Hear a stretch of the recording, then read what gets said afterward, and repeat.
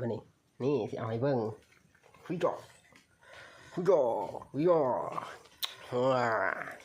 ของแท้นี่กินผู้เดียวเลยนี่เห็นว่านี่กินผู้เดียวเลยนี่เอาให้เบิ่งจักคำก่อนนะให้เบิ่งจักคำก่อนนะเป็นอะไร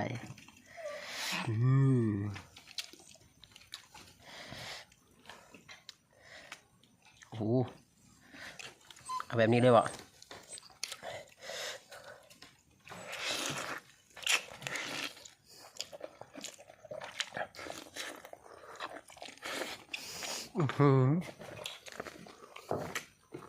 ไอ้ดูเวียกหมดมือเมื่อยกินคักจากบาทก่อนนะ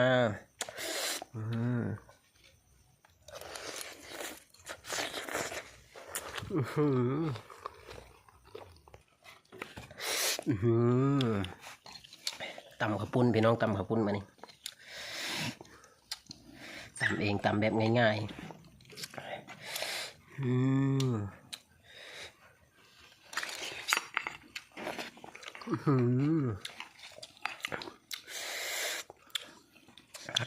คักเอาอีกคำก่อน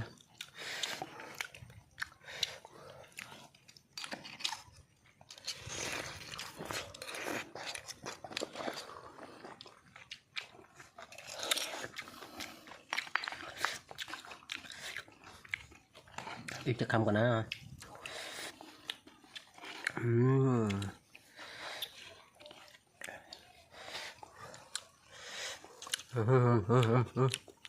เบิ่งเด้อ